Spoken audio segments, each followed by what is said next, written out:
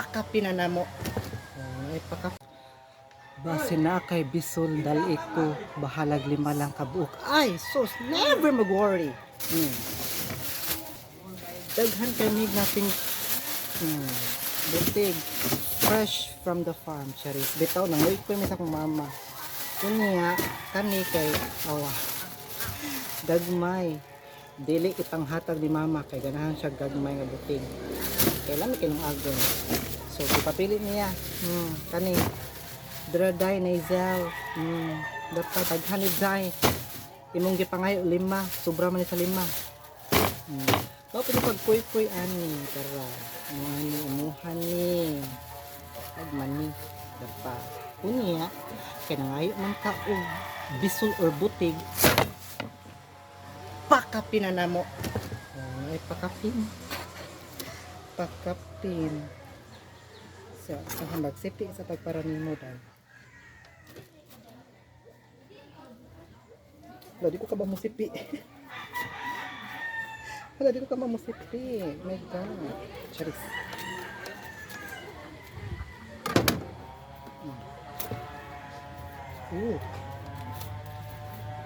Ako rin gito yung anay hinuhinog ng hindal.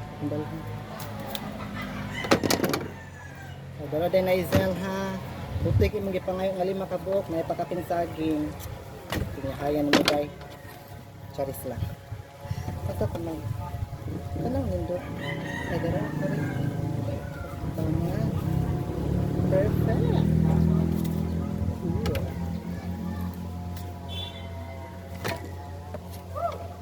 Buha lang kasi piin mo. Uy, pinakapay na ngayon pang laing.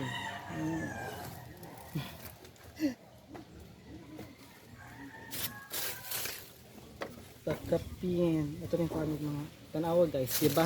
Sa ko ang giingon, dili namin halos ka purot sa mga saging. So, dili na mo mabantayan nga nasa ilain. Kakaw na lang siya sa mga langgam.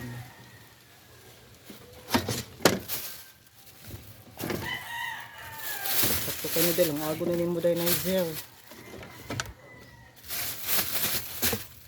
Dua kasi piin mo ha. Tapos dili palang kabuutan ako dahil sa pagkaan, charis. Buutan kayo, sinaisel na ako. Kauban din yan niya sa work niya. Liga tayo niya buutan mo siya. So tagaan na to.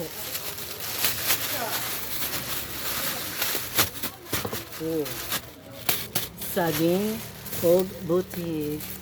See you later sa office. Dalo na ako sa office. Kunya, sa mga nangayo din ha. Uy, mga mambash ha. Basta man na sa mga ko ilis-ilis. Same din na akong take ang video. Bye.